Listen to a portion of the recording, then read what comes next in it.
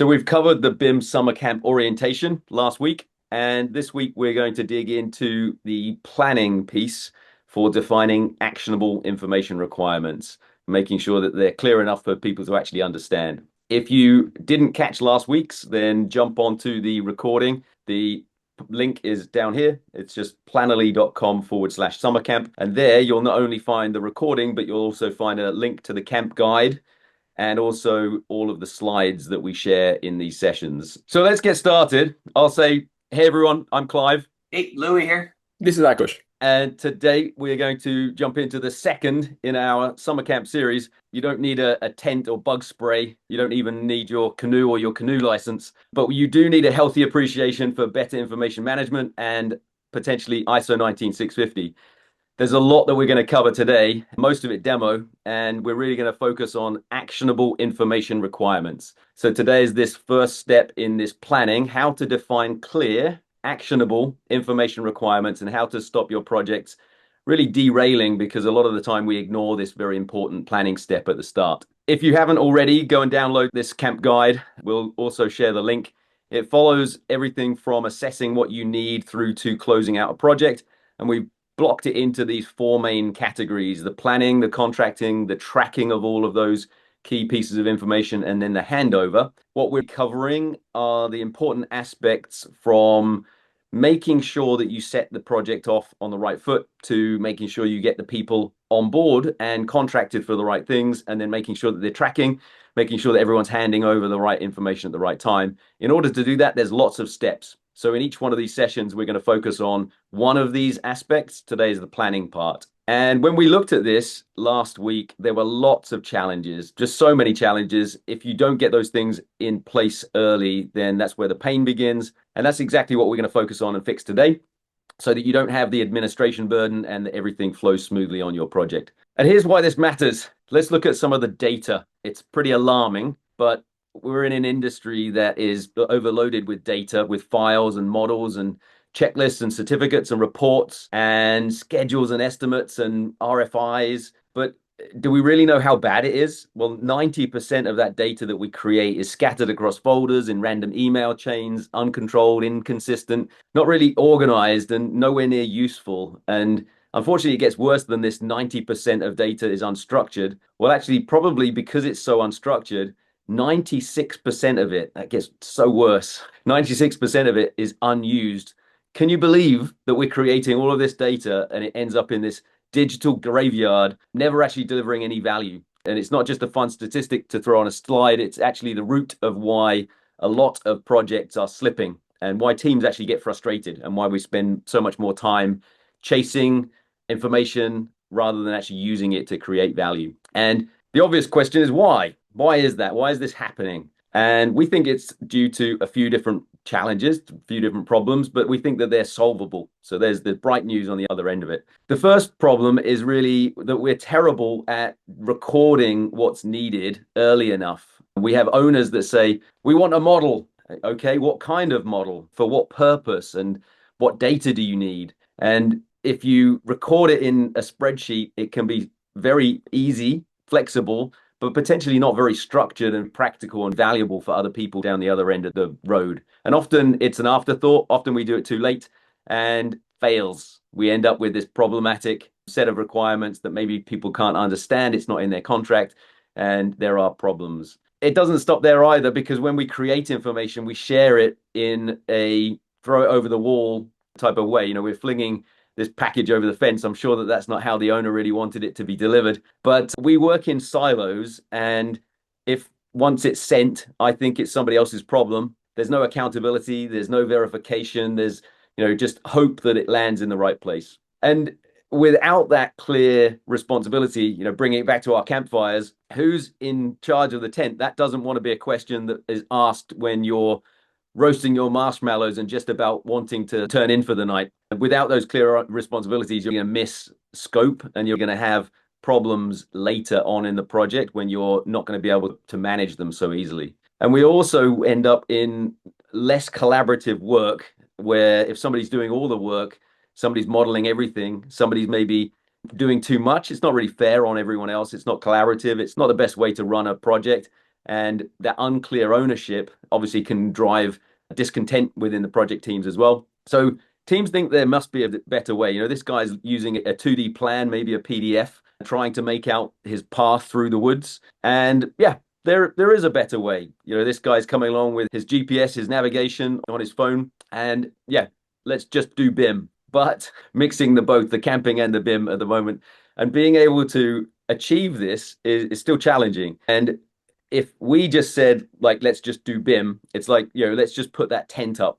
And instead of having a structured workflow and a process and something that everyone can get behind and deliver, we really need that playbook, that definition, and how we collaborate and manage information. And ISO 19650 can be that process. But we ask how? How do we get there? How do we fix it? Stop drowning in paperwork and start doing the right thing and creating value from the start. Well, today what we're going to show you are these 3 steps. The main one is getting started off on the right foot. And to do that, we need the leadership in order to be able to do that. So ISO 19650 says that we should have information leadership in the way of an information manager. We should define clear exchange information requirements, and we should make sure that the teams that are delivering the work are actually capable and have the capacity to do so. So there are the 3 key areas that we're going to go through. How do you appoint an information manager? How do you get all of the important aspects from the organizational information requirements? So what does the team that is receiving the asset at the end of it, what do they really care about? Why do they get out of bed in the morning? What the project requirements are and what the asset requirements are to drive those organizational information needs. And overall, it's about defining clear exchange information requirements. So we'll dig into that. And then understanding who can do it. Well, the pre-appointment BIM execution planning process, which is basically saying, here, these are our requirements. Can you meet these? And let's have a collaborative tender. Let's have a collaborative bidding and negotiation process where we go through this.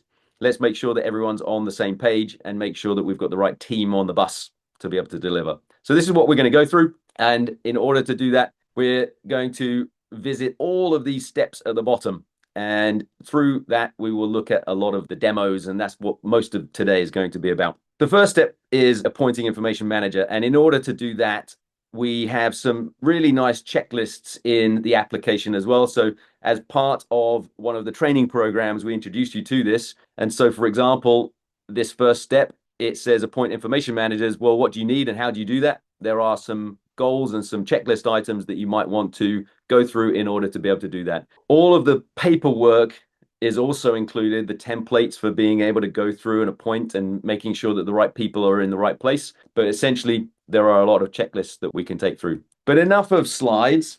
Let's dig into what the steps can be to solve some of these challenges. What do you think, guys? Should we do that? Let's do it. Go for it. Let's do it. So I'm going to jump over to Planoly. A lot of the time, teams want to jump into a project and start creating, but actually it's nice to take a step back and look at an overview of an account as a company. And a company might have different templates in a templates workspace, and they might also divide their projects up in different types of projects. And also you might have access to certain projects and you might not access other projects. So here I'm a manager on a project. Here I'm not even a member of that project. But in order to manage templates as a team, we can have a team of people that administer all of our templates. If I jump into our template, I'm going to jump into the template for the document side of things first. I can see that we have a lot of sections of a document. And if I open one of those sections, I can see that there are certain parts of the document that I can edit, I can make updates to, and I can also have these things that are called smart fields in order to be able to drive my data in a more structured way. And in order to be able to use this information across multiple documents, I'm going to add another document tab, and then I'm going to import a standard that I already have. And that standard, if I grab it, is a Word document. If I drag and drop that in, it's going to create me some structured data. And this is a really important thing. So instead of it being just a Word document that's unstructured, it's now a really structured set of containers of requirements. And each one of these containers can be dragged around, moved around. It can be shared, it can be permissioned, it can have certain people that are allowed to access it and some people that are not allowed to access it. And then inside of here, I can also add those pieces, those smart fields of information that start driving the data. So we had here the project name as being something in a Word document that maybe we would just enter. Here we've called it the project title. And if I add these, the start date of our project, so we've got a project start date, and we've got the address, and suddenly we're starting to populate this with these smart fields pretty quickly. But we might also want to add new smart fields to our project as well. And if I do that, I can either go in here or I could go up to the top smart fields and I can start managing what we have. And in order to be able to maybe generate something that we want to use on another project, I can add a new smart field. And these smart fields can be tied into any of the project data.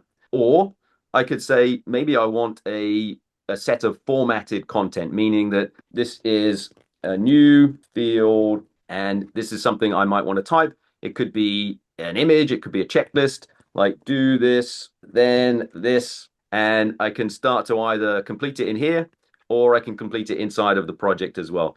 What I'm going to do in this case, just for our example, is I'm going to actually make this field persistent so that when I use this template in another project, it's actually going to copy across what's in the field. Whereas the other ones that are not persistent, the data in that field is not going to be copied across. You'll see that in the next couple of steps. So what I've done here is I've added it. Now I'm going to add it to our section, and it's going to be this new field at the bottom. So you can see how we can define just single fields. We can define an area that we might want to edit, and we make it custom for our templates and our project. Yeah, I was going to say it's like Word, but better. It has special features that we use in the industry. Typically, we see teams highlight these areas and provide instructions and say, hey, Akash, anything in purple needs to be filled in for project-specific areas. These are already dedicated in your template, so there's no need to look for them. There's no need to highlight and go across and make sure,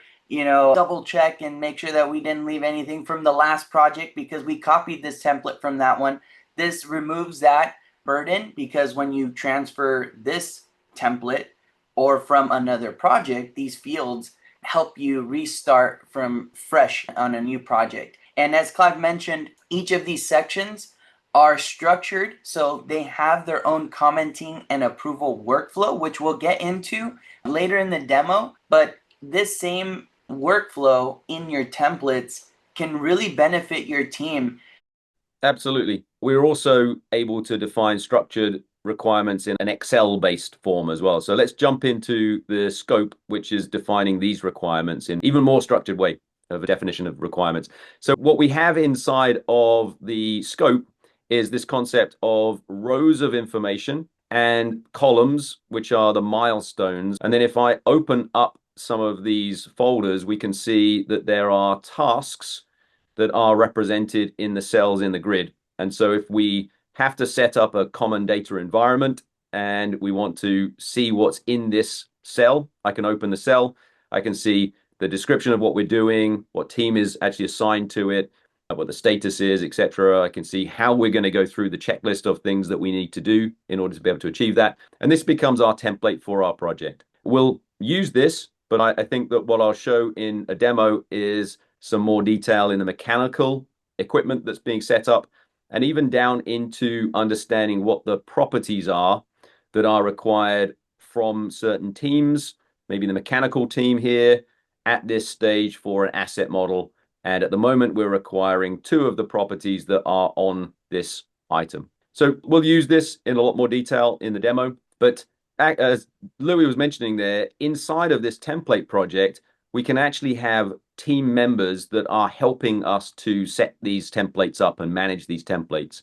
So instead of it being a Word document that somebody on your team has maybe somewhere on an FTP site, somewhere on a shared drive, or you have to keep on asking for it or finding it, it's actually templates that are continually managed, curated by a team that understands what the purpose is. Maybe this template could be for a specific project type, and you can regularly update them and everyone will have access to that latest and greatest information. So let's take a look at how we would use this template. I'm going to go back to the account home page, and I'm simply going to create a new project. Oh, I'm not going to create it in my templates workspace though. I'm going to create it in my commercial workspace. And I'm going to call this project New Building for ABC Co. And I'm going to hit create. So now I've created this. I'm presented with a bunch of templates instantaneously, and they are available to everyone around the world.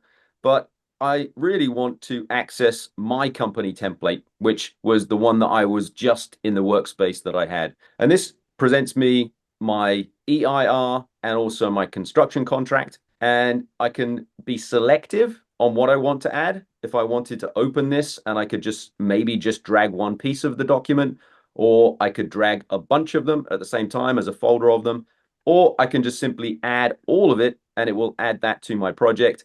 And again, same thing for the construction contract that we had before. If I jump into this construction contract and I open up my project details, you can see that this field was persistent, meaning that when I entered something in our template, it carried it across as a starting point, whereas the project start date was not persistent. And this field was actually a field that's driven by the database, and it's hooked into our project name. So the project title. So you can see a few things that are completing for us automatically. And then if I was to start to enter things into this form to complete the start date as an example. So if I click in and I choose today, what happens here is I'm not completing that start date just for this section. I'm actually completing it in every single section that it's used, and also across all documents. So if that start date was used in another location here, project start date, it's actually updated there as well. So really quick and easy to get that started. Quickly jump into the scope. So we've used a template to start creating a project, and it's almost too quick. So it's like now we've got our starting point for all of the documentation, but now we want to define our information requirements for the scoping. And if I jump into that template, I'm going to jump here and I'm going to look for the responsibility matrix. I'm going to bring in the mechanical scope. And it's now shown inside of our project with all of the information requirements as well. But I should share also the settings that we're importing. There's a lot of data that you can define, and all of the fields that you can define. We'll get into that in a little bit, but you can define all of these and then you can be selective on what you actually want to import. So potentially, yeah, I was going to just mention that the scope template that we created in the template project, consider that like your master template. So you can define all the BIM uses or all the different phases of the project that you have. Someone asked, can I add non-model elements or non-BIM projects? Absolutely. So you can set those up by folders. So like in Excel, you might have different tabs. Here you'll have one master template, but the flexibility comes in this import. So this is where you choose what milestones you want to bring in, what folders you want to bring in, whether you want the teams already assigned to them or not. This is that flexibility that comes in from a template, where a lot of teams might have to build separate templates, which are much harder to manage, because if one update, one asset update, you'll have to make across multiple templates. Here, the beauty is that you're building one, and then when you go to another project, you cut out any of the items that you don't need. So this is that flexibility that Plannerly can offer when you start a project with one of those templates. Yep. And we will be digging into the master information delivery planning and a lot more detailed responsibility matrix planning in the next session as well. Today, we're focused more on the owner's requirements from an asset perspective. So let's jump in and start defining some of those things, potentially just for this asset handover. And maybe potentially what I should have done here is not actually define these milestones and just had the asset information model as a milestone.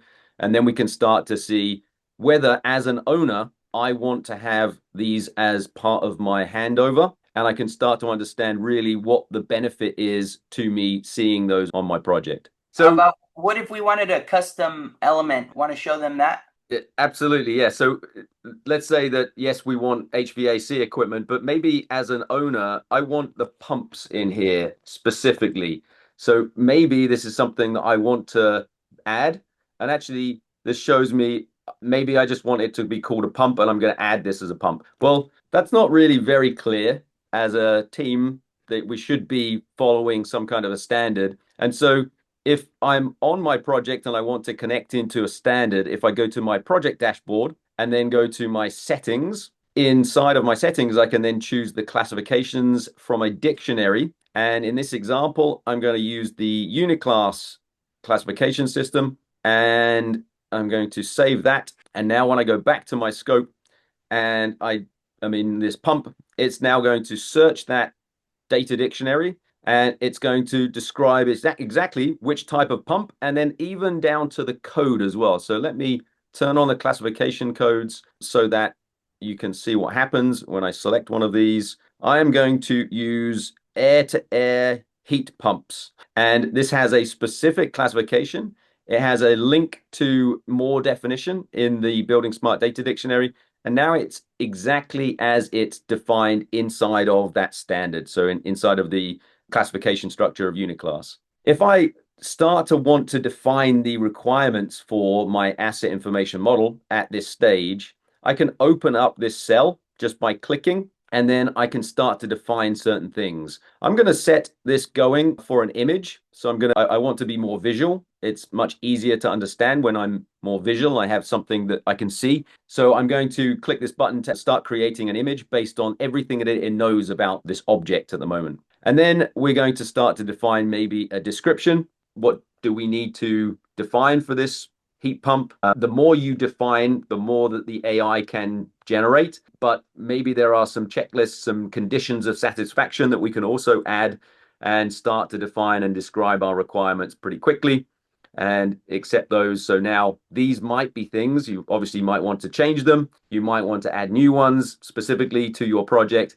But as you start to define much clearer information requirements, you can see here the update on the geometry was there. So now we've actually got geometry to represent whether I need just a generic representation, whether I'm really concerned about the fabrication level. And I would like it to be an as-built representation as how reliable that geometry wants to be. And I would like it to be a certain level of accuracy as well. So I can say, potentially, I'm not that worried. Maybe I would like it to be this within 100 millimeters or 5 inches.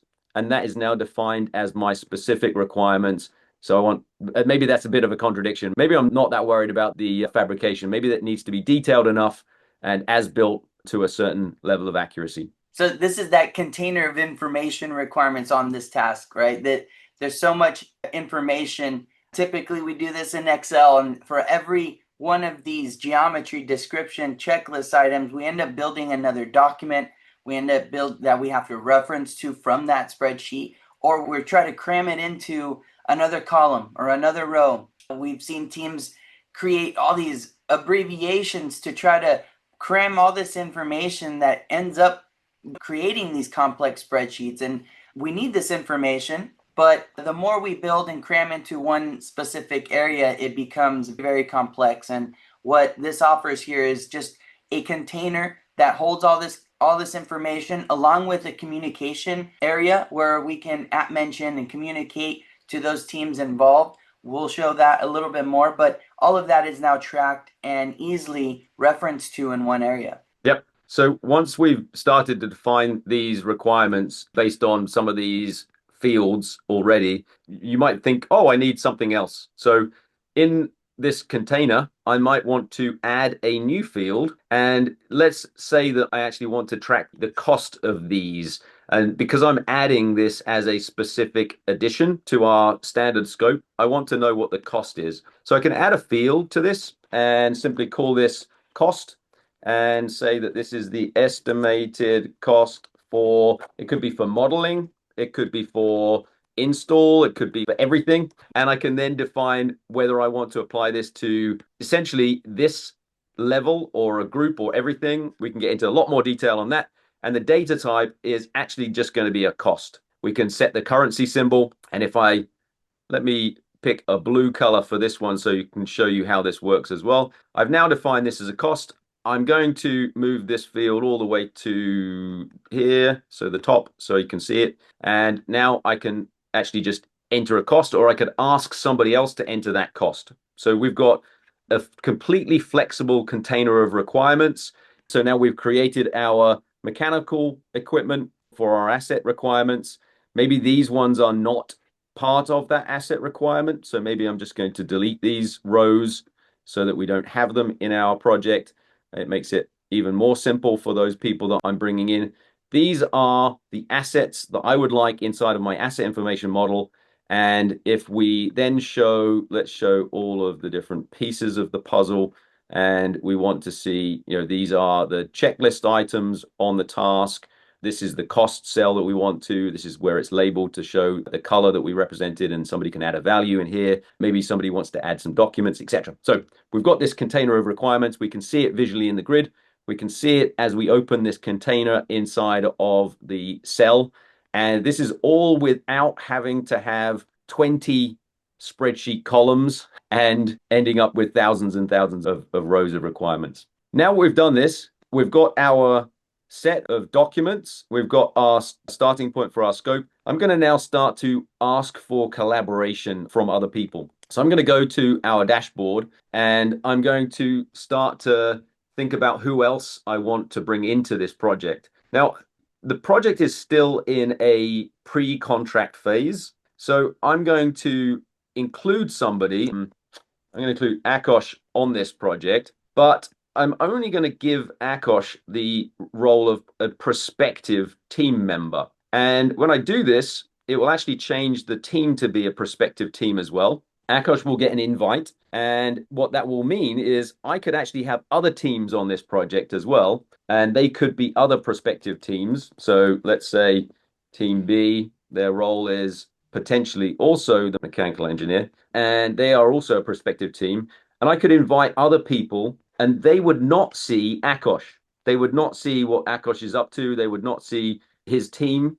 They would only see my team because I am a manager. I'm overseeing what they're doing. Akos, you just got an invite to come into the project. Yep. I'm in. I'm also going to take a look at Akos's roles and responsibilities. So on the roles and permissions, I can see that there are predefined roles and having certain sets of permissions. On the prospective team, I can see what they can do. And maybe I want to change that to say, actually, I want you to be able to edit certain things, not none. I want you to actually edit things that are assigned to you and yet to be assigned, maybe. And I want to allow him to change document sections to be shared, but not to publish them. And different parts of this, maybe I want him to be able to update the statuses on some tasks. Anything else that you think you need, just based on what you think you need I to do? think you provided me good access. So Cool. what I believe will happen is now I can jump into the project and start developing my answer to your EI and looking into the scope, what you requested from us. Perfect.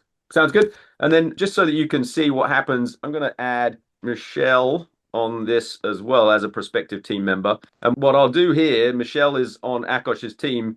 While Akos is making some edits, I can show you Michelle's account. I'm just jumping to Michelle's account.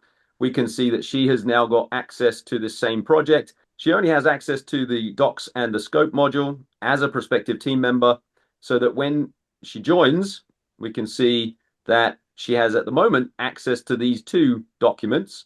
However, as soon as I start to make updates to those for the permissions, I can go into our documents and I can start to say, I can see that Akos is already commenting. I want to restrict potentially these documents. Maybe I would like to restrict to just Akos's team so that he can see this. So now Akos's team has access to this, the exchange information requirements document. And then on the construction contract document, I'm actually going to change this so that no teams have access and only managers, only the people that have management rights can actually see this document. So now if I jump back to their team, you can see it's been updated. So now Michelle on Akos's team only has access to that one document, and they would not even see the other teams. So you can even see, look, this is what the roles and responsibilities look like for her. She can only see Akos and doesn't even see that there's another team bidding on this project.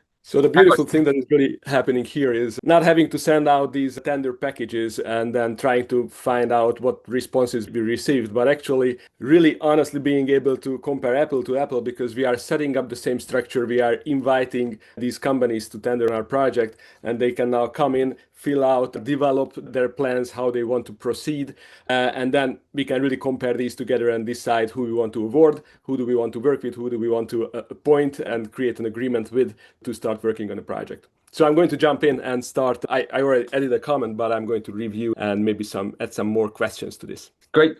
And then I'm going to need some help. Oh, Louis, did you just add yourself, Louis? Yep. Yeah, I just went ahead and added myself there. Cool. So yeah, Louis, because he's a manager on that workspace, he could join this project. I didn't even need to invite him because he already had the permission level to be able to then come in and help. So Louis joined the project as well. And you can start to see us all collaborating on this same project, same setup. I can see that there's activity on this section because of the dot.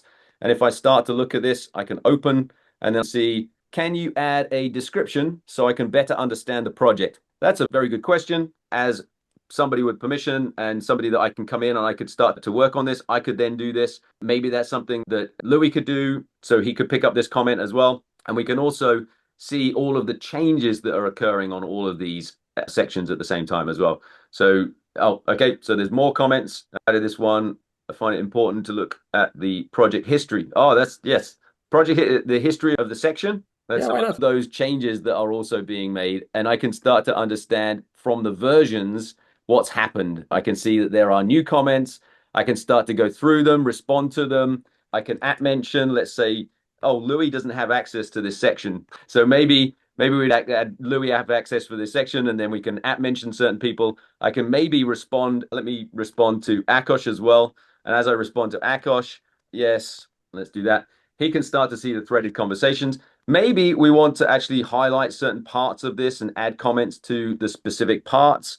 And as I add comments to specific parts, you can see where it's highlighting that. So this part is highlighting both of those. But the point to this is that we can have a collaborative approach. We can see what's unresolved from this set of comments as we come into this.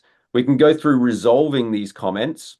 And as I'm resolving these comments, I go through, hopefully all of them get resolved. And then we can see all of the history of what's happened on this section in an overview. But I can also start to say when it's being shared and when it's being published. So I'll share this one and I can see the status here being shared and published. So we can see this in the history of exactly who is doing what, how it's going down, and to get to a collaborative agreement. I can see that Akosh is also coming in here and making these updates, and he had permission to be able to share it. He didn't have permission potentially to look at some parts of the content. He didn't have permission to update some parts of the content, but we can see that, and we can see he's made some changes. He's shared it. I can review these changes again. I can comment on them. I could put some nice emoji reactions on them.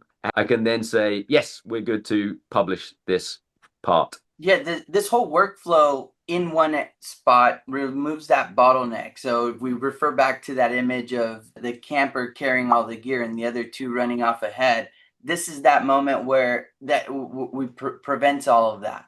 Usually these comments come back in 10 different, you send out a tender package, you end up coming back with 10 different commenting through email or Bluebeam and all these other markup methods. Here it's all done in the same place with multiple documents. The privacy's still there, the security's still there, and you're doing it all together. And each of these sections, you know what the status is. Is it approved? Is it still commenting? So you're checking off all of the structured sections one by one. I think one thing that was important also is assigning sections. So if Clive and I still needed to do some work on these, can you jump into the other tab, Clive? Yep. In here, I started to assign some of the work to Clive. So if I needed him to fill out the project details, I'm working on one. So right here, we're also distributing who's in charge of each of the sections.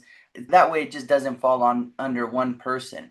This definitely keeps that document moving forward. Yep. So, and we can also say, hey, hold on, you want to help me on this as well. Yeah. Shared workload. Yeah, very cool. So lots of collaboration, and it's about not just creating a contract agreement or something we call a contract agreement. It's actually all about creating collaborative agreements. So collaboration live, rather than getting something like this and downloading it as a PDF or sending it on an email. It's about bringing people into the same project and collaborating to get to an agreement. We also do the same thing on the scoping. So if we move to the scope, this is where the rubber meets the road, with it defined requirements that say, I require this to be modeled or to be installed or to be fabricated to this level of accuracy, to detail, to geometry, to definition, to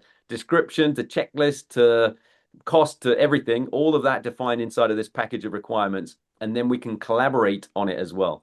So maybe if I open this one here, maybe if I start to assign other people to this, I can say, Akosh, this is going to be your responsibility. So I really need you to, Akosh, I need the cost on this. And so we can start to have a threaded conversation. I could even grab the link to this specific card, send it to him in some other way, but this would send him an email and he would click on that email and come straight to this place.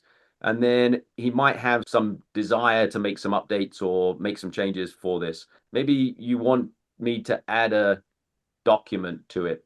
Maybe that would be something that you would want me to do. There we go. To add this as a placeholder document. Okay, I would like a placeholder document. That's a great idea. So I'm going to add a requirement, not as something that I have. I haven't got the file, but if I had a file, I could drag and drop it into this container of requirements. I might have the file already in File Manager. So it might be a file that's uploaded into the CDE that Plannerly has here. You might have it as a link to somewhere else. So I might put a link in. But right now, we're actually just saying it's going to be a placeholder. And you can get very descriptive with these names. If you want to, you can follow the file naming convention. We're going to get into that when we dig into the CDE at the end, where it's actually automating the file naming conventions. But right now, I'm going to say certificate, and the extension is going to be a PDF. And I'm going to say that it is your responsibility to do that. So I'm going to add this. And now I've created this as a placeholder. It's got a dashed line around it. We understand who is responsible for this. And it's now a placeholder as a requirement. So I can respond and say, yep, done, thumbs up. Cool. Now that we've defined this set of, and maybe I'm going to add a cost to this as well, just so that we've got a cost in here.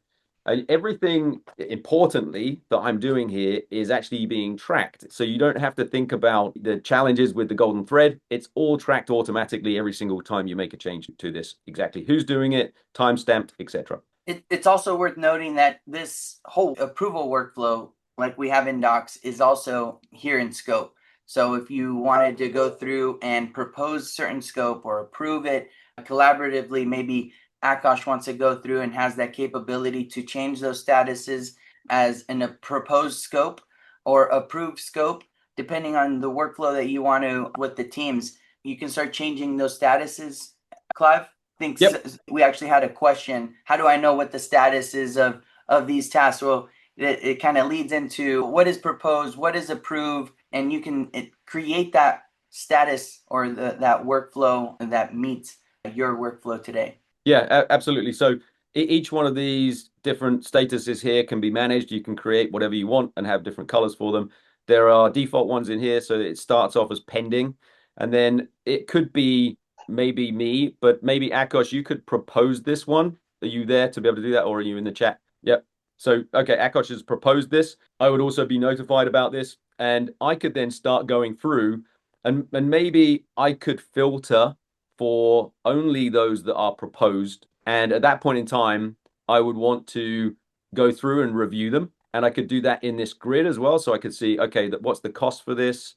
Maybe there's a checklist that I want, and to see the documents. Maybe I don't need the checklist at this point in time, but I can see all of that information that I need to in the grid, go through and review it. If I want more detail or I want to see the history, I can then jump into the task and start reviewing maybe the history or digging into even more of this. And when I'm happy, or even adding another document in this grid, when I'm happy with this, it's as simple as just saying, I'm going to approve this.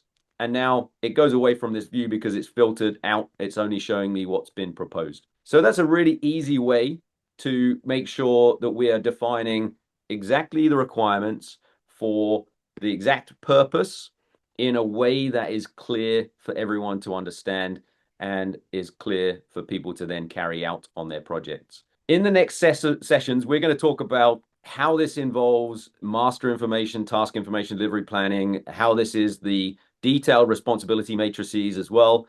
We're going to talk about how that goes into the contract. We're going to talk about how IDS, information delivery specifications, are created, how you might want to use that scope data. We're going to talk about how this flows into File Manager and what we would have in here. You can see that everything we upload, so we've actually not uploaded this certificate, but this is a requirement that we added here that then can be matched with the delivery. All of this is going to be explained as we go through in later series. But just to recap, we started with a template, and in that template project, we saw how we could define certain things, whether it was fields that were driven by the database, whether they were fields that were completed in the project. Maybe it was a field that was really detailed and had a lot of information that you want to carry across and make it persistent. We also showed how we could set up all of the different model responsibilities or how you could set this up as a template and how you could then use that.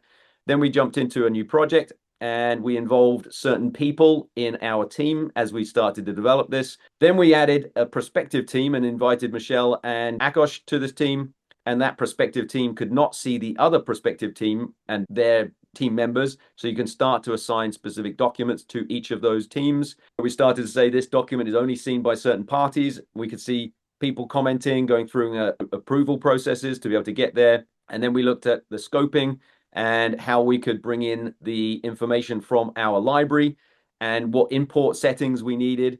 Then we looked at how maybe we had missed some things that we needed, and maybe we needed to add certain information requirements for the cost. And we looked at how we would do that, whether it would to manage these project task fields, and we could see that they could be anything. So you could have more types of documents or Booleans and so on, how these can be a placeholder document, so we can add a placeholder requirement for a document that's required later on, how you can see all of those things in the grid as well, and how you can maybe even, if you wanted to, you can just drag and drop a document later on. We'll see how we go through that. Yeah, we'll show a lot more in the next episode, but importantly, showing how this can be contracted and even e-sign workflow and versions on that. So we'll go through the contracting workflow as well. Yep. So, okay, we've shown you a bunch of stuff like how to define structured information requirements.